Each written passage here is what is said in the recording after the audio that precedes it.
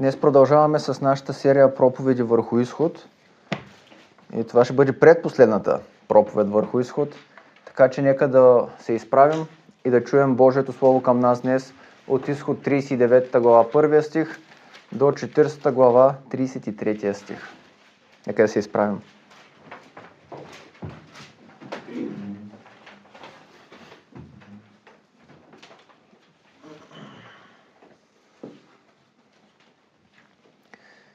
Изход 39.1 до 40.33.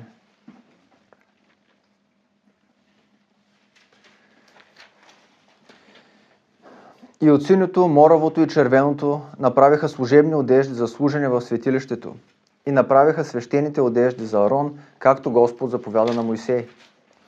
Направи ефода от злато, синьо, мораво, червено и препреден висон и изковаха златото на тънки плочи, които нарязаха на тънки нишки, за да ги работят между синьото, моравото, червеното и висона. Изкусна изработка.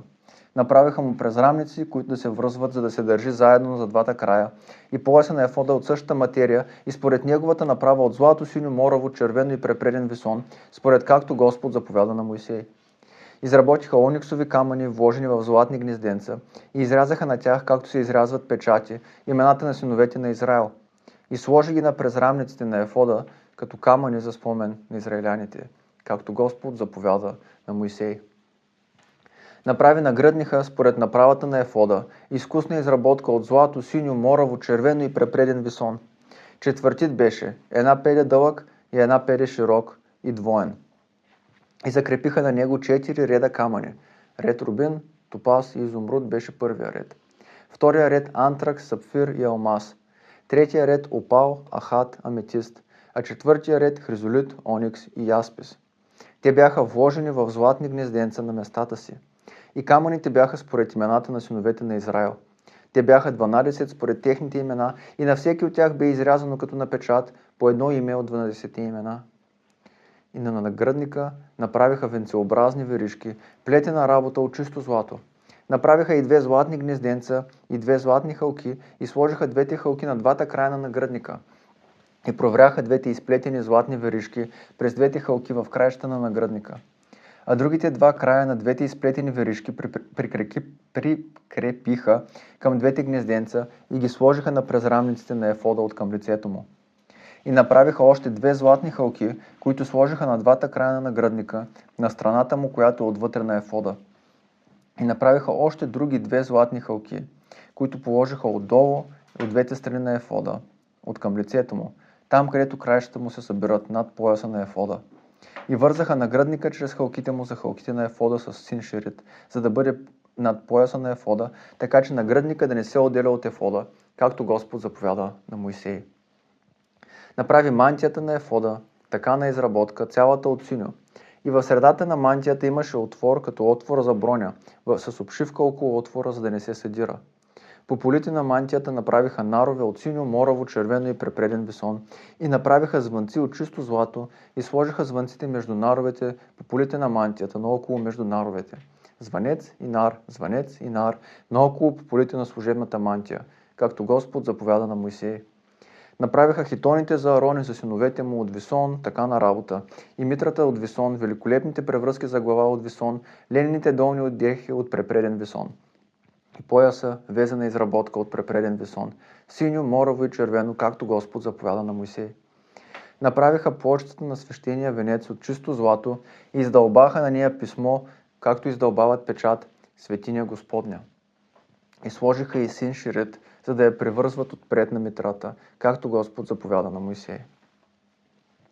Така се свърши всичката работа по скинията, т.е. по шатъра за срещане.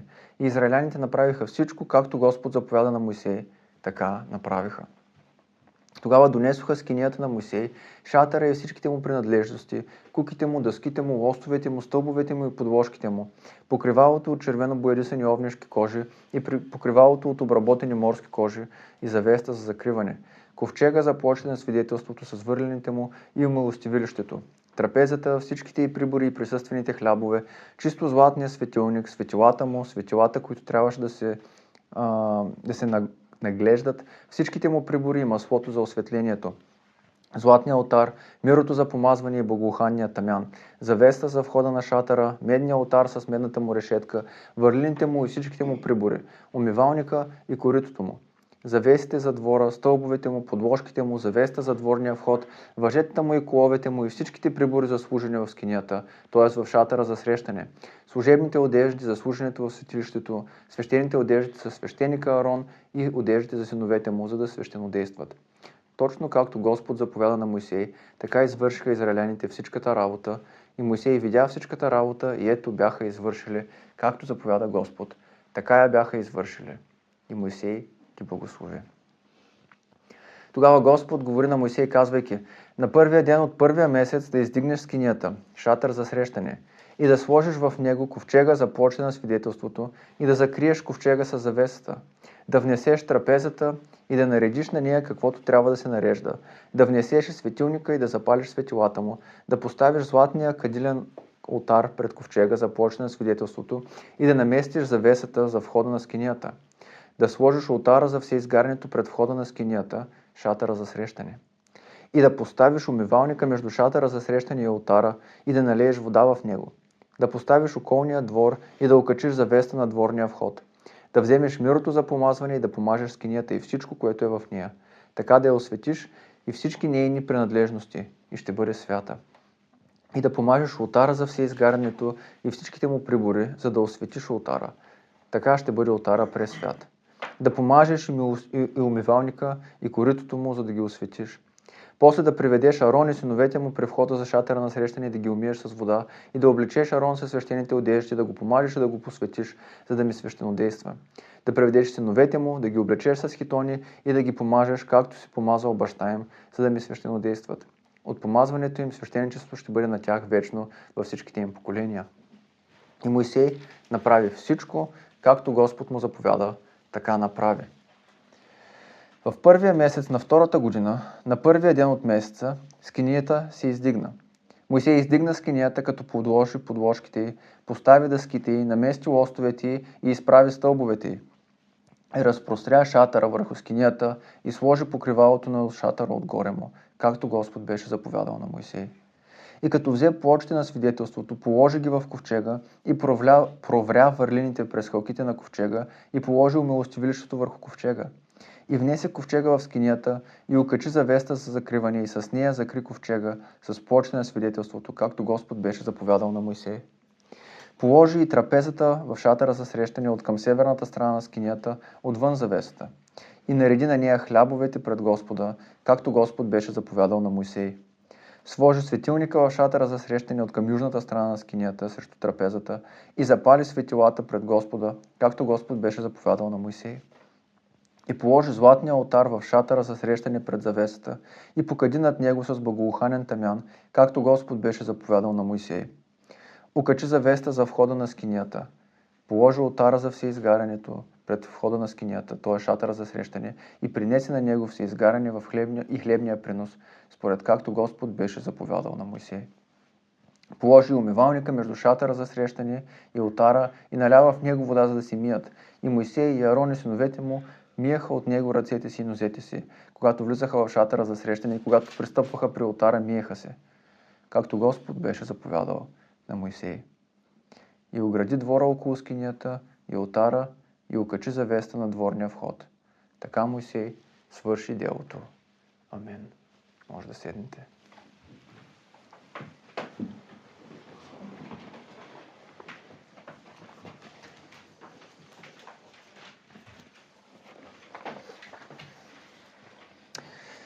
Както и предния път, днес текстът е малко по-дълъг. Отново текстът е в по-голямата си част обобщение на това, което четохме преди 32-та глава. Спомните си, тогава минахме много по-конкретно през дрехите на свещеника, през това как щяха да бъдат посветени свещениците, през това точно как трябваше да бъдат наредени гредите и устройство на самия шатър на срещане, на колко части да е разделен, как да бъде приведен в действие и т.н. и така нататък. И както предния път, така и днес няма да минем през текста стих по стих, тъй като в голямата си част се препокрива с това, което вече сме гледали. А ще видим отново голямата картина. Предния път пак говорихме за голямата картина. Припомнихме си, че шатъра за срещане, скинията, беше едно малко копие на цялото творение. Нали така? Небето на небесата, небето и земята. Ще видим, че тук това бива отразено отново. Сега, помните, че както шатъра за срещане беше едно копие на света, така бяха и дрехите на първосвещеника. Помните, мантията му беше синя, върху нея имаше всякакви злата, камъни, които блестяха като звезди. Отгоре имаше двата големи камъка като големите светила и 12 камъка като малките светила на небето. И естествено, краката му бяха боси, което символизираше земята. Тоест и самия свещеник с облеклото си символизираше небето на небесата, небето и земята. И естествено, цялата дейност на първосвещеника на нас днес трябва да ни напомня за Христос, който е нашия първосвещеник. Но минавайки през 39 глава, поне до към 32 стих, предполагам нещо ви направи впечатление. Нещо се повтаряше отново и отново и отново. Вижте 39 глава, първия стих към края му. Както Господ заповяда на Моисей. 39 глава, 5 стих. Както Господ заповяда на Моисей. 7 стих. Както Господ заповяда на Моисей. 21 стих. Както Господ заповяда на Моисей. 26 стих. Както Господ заповяда на Моисей. 29 стих. Както Господ заповяда на Моисей. 31 стих. Както Господ заповяда на Моисей. И 32 стих. Направиха всичко, както Господ заповяда на Моисей. Така направиха. Ако борихте, щяхте да видите, че това както Господ заповяда на Моисей се повтаря 8 пъти тук. 7 за някакви конкретни неща и 8 път в 32 стих като обобщение. Както Господ заповяда на Моисей. Имаме тая идея отново за седмократната формулировка плюс 8-та, която обобщава всичко. И интересното е, естествено това отново трябва да ни върне обратно към творението. Нали? В 7 дни всичко беше създадено. И 8-я ден, който трябва да ни води напред. Да гледаме напред към изкуплението, което Бог ще да извърши в ново сътворението с Исус Христос. Но ако се концентрираме върху 32 стих, дайте да го прочетем. Слушайте. Така се свърши всичката работа по скинията, т.е. по шатъра за срещане. И израиляните направиха всичко, както Господ заповяда на Моисей, така направиха. Това звучи много подобно на Битие 2 глава, 1 стих. Така бяха завършени небето и земята и цялото множество същества в тях. Ако продължаваме с този мотив за скинията като микрокосмос, като малка версия на космоса, тук виждаме същото. Така се свърши всичката работа по скинията, 2 глава, 1 стих, така бяха завършени небето и земята и цялото множество в тях. Имаме това, отразяване, тази симетрия между двете неща.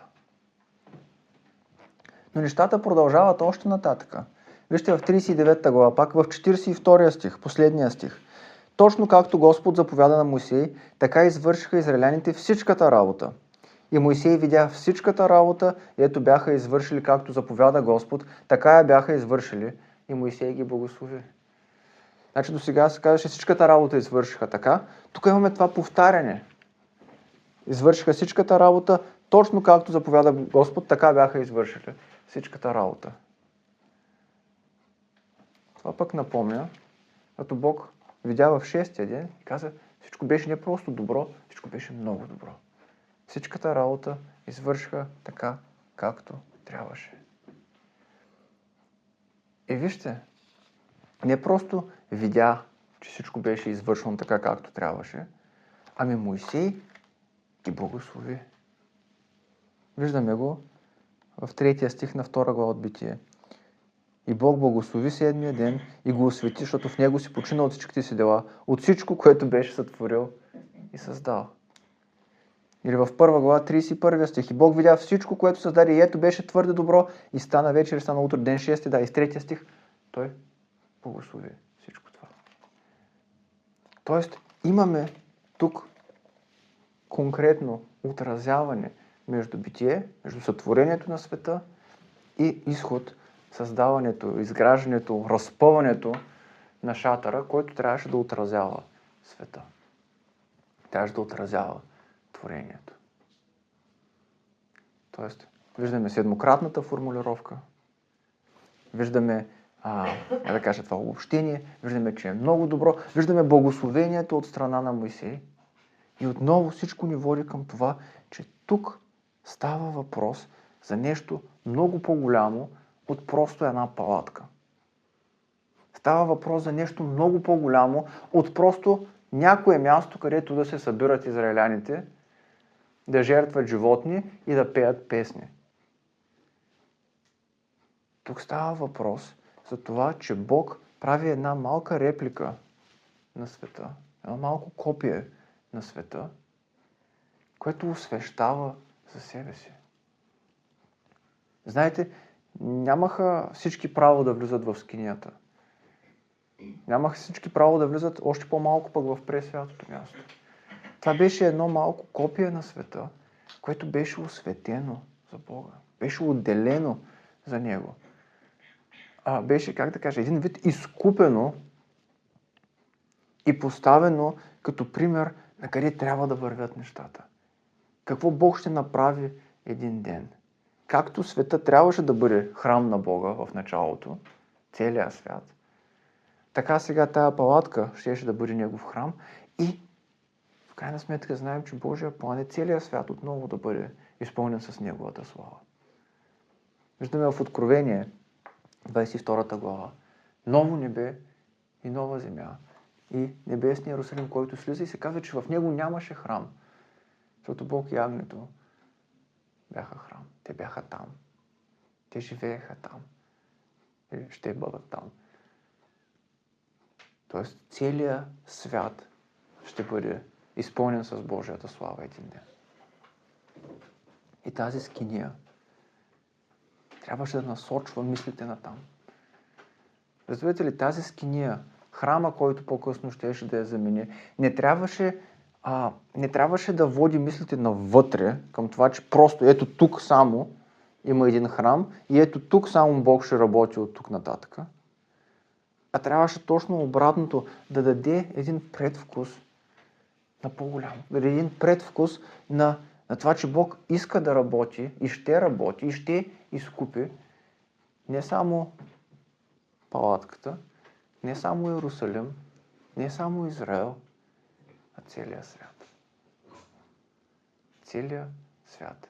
Бог искаше да ново сътвори, да изкупи творението и да го направи отново годно за Неговото обитание. И интересно е, че ако погледнем в 40 глава, имаме абсолютно същата тема. Нали? Не е никак изненадващо, че в последните 5 глави тая тема се върти отново и отново и отново. Вижте, в 40 глава също имаме една прогресия, така да се каже, през това, което Моисей прави. Но първо, да видим 40 глава, 2 стих. На първия ден от първия месец да издигнеш скинията, шатър за срещане. Първия ден от първия месец. Какво го наричаме това в днешно време? Нова година, нали така? Тоест, Бог издигаше шатъра си тук. Построяваше това ново творение, на практика на прага на една нова година. В първия ден, на първия месец, на новата година, да се издигне скинията. Отново, стъпете една крачка назад. Спрете да мислите просто календарно и мислете символично. Какво комуникира това? Какво изявява това?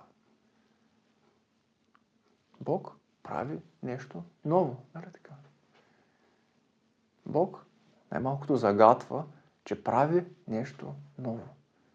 В новата година имаме един нов храм тук, който в крайна сметка ще трябва да изяви, ще трябва да бъде прототип или по-скоро прототип на един по-голям храм, на нещо по-славно, на нещо много по-голямо, на изкуплението на целия свят. Но от тук нататък отново виждаме, че Мойсей прави всичко точно както се казва. Казва се какво да направи и след това го изпълнява точно както е казано. Това е от 1 до 15 стих, имаме обобщение и отново го имаме в 7 формули след това. Вижте, 19 стих какво казва. Както Господ беше заповядал на Мойсей. Отново тръгват тия формули. 16, 19, 21, 23, 25, 27, 29, 32 стих. Пак и пак и пак и пак 7 пъти имаме тая формула. Както Господ беше заповядал. Отново 7, отново пълнота, отново връщане към творението. Но нещо интересно е, че тук имаме много близки паралели, поне за повечето от тия неща, имаме много близки паралели с историята за творението. Нека да погледнем какво точно имам предвид. Вижте 40 глава, 19, всъщност нека да почнем с 17 стих. В първия месец на втората година, на първия ден от месеца, скинията се издигна. Мойсей издигна скинията, като подложи подложките й, постави дъските й, намести лостовете й и изправи стълбовете й. И разпростря шатъра върху скинията и сложи покривалото на шатъра отгоре му, както Господ беше заповядал на Мойсей. Сега, сложете един пръст тук и обърнете най-напред в Библиите си на Битие, 1 глава.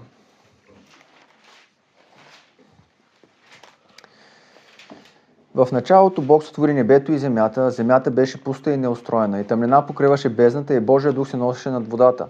И Бог каза да бъде светлина и стана светлина.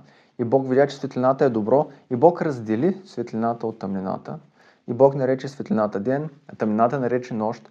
И стана вечер, и стана утро, ден първи. Какво прави Мойсей в 40 глава 19 стих? Полага основи и разделя вътре отвън. Какво прави Бог в първия ден? Полага основите и разделя вътре отвън. В смисъл светло от тъмно. Разделя светло от тъмно. Първия ден. Какво прави Мойсей след това? 20 стих. И като взе плочите на свидетелството, положи ги в ковчега и провря върлините през хълките на ковчега и положи умилостивилището върху ковчега. И внесе ковчега в скинията и окачи завеста за закриване и с нея закри ковчега с плочите на свидетелството, както Господ беше заповядал на Мойсей. Тоест, тук той раздели пресвятото място от святото място. Нали? Внесе ковчега, внесе всички неща, които трябваше да бъдат в пресвятото място и окачи завесата и раздели пресвятото място от святото място. Какво прави Бог във втория ден? От 6 стих нататък. И Бог каза да бъде простор посред водите, който да раздели вода от вода. И Бог създаде простора и раздели водата, която беше под простора, от водата, която беше над простора. И стана така. И Бог нарече простора небе, и стана вечер, и стана утро, ден втори. Виждаме, тук имаме някакво разделение на небето. Имаме вода под простора, вода над простора. Каквото и да значи това, имаме някакво разделение на небето, което съответства на разделението от пресвятото място и святото място, от небето на небесата и небето. Имаме това разделение отново, което виждаме с Мойсей. Ден втори. Продължаваме, 22 и 23 стих. Положи и трапезата в шатъра за срещане от към северната страна на скинията, отвън завесата, и нареди на нея хлябове пред Господа, както Господ беше заповядал на Мойсей. Тоест Бог, поставя трапезата си и я нарежда с храна. Третия ден, 9 стих. И Бог каза да се събере в едно място водата, която е под небето, за да се яви сушата, и стана така. И Бог нарече сушата земя, а събраната вода нарече морета. И Бог видя, че е добро. И Бог каза да произведе земята растителност, семеносни растения, плодоносни дървета от всякакъв вид на земята, които раждат плод със семето в него, и стана така. И земята произведе растителност, семеносни растения от всякакъв вид и дървета от всякакъв вид, които раждат плод със семето в него. И Бог видя, че това е добро. И стана вечер, и стана утро, ден трети. Тук Бог изведе земята и създаде в нея какво? Храна. Тоест пак имаме този паралел. Бог, Моисей приготви трапезата с храната върху нея. Тук Бог изведе земята и даде плодове и храна върху нея. Ден трети. 25 стих в Изход. 24 и 25. Сложи светила в шатъра за срещане от към южната страна на скинията срещу трапезата и запали светилата пред Господа, както Господ беше заповядал на Моисей. Как мислите? Какво ще се случи в четвъртия ден? И Бог каза да бъдат светила на небесния простор, за да разделят деня от нощта. Нека служат за знаци и за показване на времената, дните и годините, и да бъдат за светила на небесния простор, за да осветяват земята. И стана така. Бог създаде двете големи светила, по-голямото светило, за да владее деня, по-малкото светило да владее нощта, създаде и звездите. И Бог ги постави на небесния простор, за да осветяват земята, да владеят деня и нощта и да разделят светлината от тъмнината. И Бог видя, че това е добро. И стана вечер, и стана утро, ден четвърти. Значи Моисей поставя светилата в четвъртата формула, а Бог поставя светилата в небето в четвъртия ден. Виждаме, това римуване между скинията и сътворението. Между дори изграждането на скинията, така да се каже, и изграждането, създаването на творението. Нататък, 26 и 27 стих. И положи златния олтар в шатъра за срещане пред завесата и покади над него с благоуханен тамян, както Господ беше заповядал на Моисей. Петия ден. И Бог каза да произведе водата изобилно живи същества и птици да хвърчат над земята по небесния простор. И Бог сътвори големите морски чудовища и всички живи същества според видовете им, които водата произведе изобилно. И всяка крилата птица според вида й. И Бог видя, че това е добро. И благослови ги Бог, казвайки: плодете се, размножавайте се, напълнете водите в моретата, нека се размножават и птиците по земята. И стана вечер, и стана утро, ден пети. Сега ще призная, че тук е доста по-трудно да се намери паралела между двете неща. Единственото, което аз към момента поне виждам, е тая връзка между издигането нагоре, което имаме тук. Имаме златния олтар с тамяна, за който на много други места в Библията се казва, че се издига нагоре към Господа. И в петия ден имаме птиците, които се издигат по някакъв начин нагоре. Няма да вълъжа, тук трябва малко повече въображение, за да видите паралелите, но дори това да не е точния паралел, предвид всички останали паралели, които видяхме до тук, има някаква връзка, най-вероятно, между петия ден и тук петата формула. Продължаваме нататък, 28 стих и следващите. Окачи завеста за входа на скинията, положи олтара за всеизгарянето при входа за скинията, т.е. шатъра за срещане, и принесе на него всеизгарянето и хлебния принос, според както Господ беше заповядал на Моисей. Това се случва в шестия ден. И Бог каза да произведе земята живи същества според видовете им, добитък, влечуги и земни зверове според видовете им, и стана така. Бог създаде земните зверове според видовете им, добитъка според видовете му и всичките влечуги по земята според видовете им. И Бог видя, че това е добро. И създаде и човека след това. Тоест тук имаме олтара, върху който щяха да бъдат пренасени жертви. В шестия ден Бог създава точно същите тия животни, които щяха да бъдат после пренасени в жертва. Бог създаде земните зверове според видовете им, добитъка според видовете му, влечугите и така нататък. Тоест тия животни, които щяха да бъдат пренасени на олтара, който беше пък тук сложен при шестата формула, Бог ги създаде в шестия ден. И накрая, 30 до 33 стих, Положи умивалника между шатъра за срещане и олтара и налява в него вода, за да си мият. И Мойсей и Арон и синовете му миеха от него ръцете си и нозете си, когато влизаха в шатъра за срещане и когато пристъпваха при олтара, миеха се, както Господ беше заповядал на Мойсей. И огради двора около скинията и олтара и окачи завеста на дворния вход. Така Мойсей свърши делото. И тук имаме нещо интересно, нещо различно. Седмия ден, какво казва Бог, така бяха завършени небето и земята, така и на седмия ден, като свърши Бог делата, които беше направил, на седмия ден си почина от всичките дела, които беше направил. И Бог благослови седмия ден и го освети, защото в него си почина от всичките си дела, от всичко, което беше сътворил и създал. Само, че Мойсей тук, при седмата формула, не си почива, ами напротив, имаме точно обратното. При седмата формула става въпрос за служенето в скинията, за работата, която те имаха в скинията. И защо имаме сега този контраст? Защо, тия паралели изведнъж сякаш не просто се развалят, ами дори се обръщат наобратно.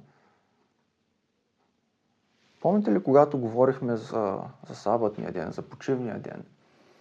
Когато го свързахме с сътворението отново. Говорихме за това, всъщност какво означава, че Бог си почина на седмия ден. Това не означаваше, че Бог се е уморил и сега изведнъж трябва да легне да поспи малко. Беше по-скоро един вид възцаряване. Един вид възсядане на престола. След като всичко друго беше изградено. След като Бог изгради царството си, изгради дома си, той възседна на престола си, за да се наслаждава на творението си. Причината в изход това да е обърнато е защото отново този, който възсяда на престола, не е Мойсей или Арон, а е пак Бог. И тук Мойсей и Арон играят ролята на слуги на Бога. Те се миеха, виждате всичко, което виждаме, когато вече вършиха работата в скинията. Нали, Мойсей и Арон, синовете му, миеха от него ръцете си и нозете си, когато влизаха в шатъра за срещане. И когато пристъпваха при олтара, миеха се. Както Господ беше заповядал на Мойсей. Тоест, понеже Мойсей не е Бог, понеже Арон не е Бог, понеже те щяха да прислужват на Бога всеки ден, включително в събота, имаме това обръщане и тук. И сега отново можем да си кажем, добре, много интересно, чудесни паралели, но всъщност какво ме интересува мене това? Първо, отново, може би вече за 100-тен път повтаряме, че скинията, облеклото на свещениците, даже, както виждате, описанието на това как скинията беше издигната, всичко това са горе-долу около 10 глави от Изход, 1/4 от цялата книга Изход, даже може би малко повече, говори за това как Бог изгражда скинията и съответно дърпа паралели между скинията и творението. Между Божия дом и творението. Между храма и творението. И това трябва в нашите глави да набие това разбиране, че Бог иска творението му да бъде Негов храм. Че Бог никога, дори в Стария Завет, не е планирал да се ограничи само до едно място, само до едни хора, само до една палатка, до една сграда. Никога не е било това плана. Бог още от началото създаде света, за да бъде Негов храм. Имаше няколко храма, които бяха създадени, скинията, Соломоновия храм и така нататък. Но в крайна сметка, в Христос, днес в църквата, храма не е ограничен само до едно място. Ние днес не сме в Йерусалим. Днес има християни по целия свят. Тук във Варна, в Русе, в София, в Виена, в Мидленд, Тексас, в Китай, в Германия, в Африка някъде, по целия свят има християни, които се покланят на живия Бог. Исус Христос каза, че ще се покланяме не на едно определено място и определено време, а с дух и с истина. И това се случва днес. Разбирате, тези сянки, които толкова дълго време вече изучаваме, трябваше да насочат към тази истина, да ни покажат, че има нещо повече, че тук не става въпрос просто за палатка, че тук не става въпрос за нещо финално, че това е най-доброто, което Бог може да даде на народа си. Нали, една палатка или малко по-късно един хубав храм. Не. Бог иска, планира, работи към нещо много по-голямо. Нещо, което днес вече вкусваме и нещо, което ще намери пълнотата си, когато Христос се върне и обнови всичко. Когато Христос направи всичко ново. Новото небе и новата земя. Но има още нещо, което искам да ви насърча днес. Също нещо говорихме, когато минахме през псалма днес сутринта, като призив за поклонение. Виждаме, че тук има връзка между храма и творението. Имаме връзка между сътворение и ново сътворение, съответно между сътворение и изкупление. Това означава, че когато живеем в този свят от понеделник до събота, ние пак можем да виждаме тези неща, които трябва да бъдат изявени днеска в поклонението. Нали така? Ние пак можем да виждаме тия концентрични кръгове, които са вложени в самото творение. Ние може и трябва да гледаме към небето нощем, да гледаме към тревата, към дърветата, към плодовете, към рибите, към животните, към всичко, което Бог е създал. И да си мислим как това нещо, как всяко от тези творения изявява Бога. И как в крайна сметка тези творения са създадени, за да бъдат прослава на Бога. Как Бог иска да обитава в този свят. Да го освети, естествено, да обитава в него. Разбирате ли, не сме оковани в това да мислим духовни неща само неделя, а през другата седмица да мислим за светски неща, които са по някакъв начин абсолютно разделени от духовното, за което говорим днес. Напротив, изкуплението изкупва творението. Ново сътворението е ново сътворение. На практика нашия ежедневен живот бива изкупен, осветен, очистен и направен достоен да бъде принесен в жертва на Бога. Виждате тук паралелите между сътворение и скинията. Искам да ви насърча, когато се тръгнете от тук, сутрин като ходите на работа, вечер като гледате през прозореца, особено тия от вас, които не живеят вътре в града, могат да видят звезди на небето. Вземете си време. Станете хора, които имат око за тези неща. Хора, които изучават Божиите дела. Защото какво каза псалма ни днеска сутринта? Псалом 111, стих 2, мисля, че беше. Псалом 111, стих 2, да. Велики са делата Господни и следими от всички, които се наслаждават в тях. Бъдете хора, които се наслаждават на Господните дела. Бъдете хора, които се наслаждават на нощното небе с светилата, които са поставени в него. И мислете за небето и небето на небесата. Бъдете хора, които се наслаждават на земята и на животните, които обитават по нея.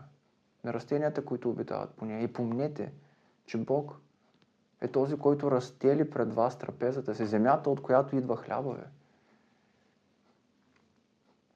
Гледайки животните, крави, овце, телета, помнете, че Бог даде изкупителен агнец за вас. Гледайки земята и небето, светлината и тъмнината, помнете, че Бог раздели вътре, отвън, тъмно от светло, свято от пресвято. И помнете, че Той ви е направил част от това ново творение. Не дейте да бъдете хора, които гледат на творението като на нещо, което няма какво друго да направи, освен да изгори един ден. Творението ще бъде обновено чрез този огън, ще бъде пречистено, ще бъде осветено, а не анихилирано. Така че може да си направите услуга и да започнете още от сега да гледате на творението с едни нови очи, които му се наслаждават и да виждат Божията работа в него. Вместо да го виждате като нещо, което е просто тежест, товар, от който да се освободите, или когато умрете, или когато Христос дойде. Гледайте творението, наслаждавайте му се и изследвайте Божиите дела. И виждайте Божията слава, Божията милост, Божията грижа във всички тия неща. Бъдете хора, които изследват Божието творение, защото му се наслаждават. Амен.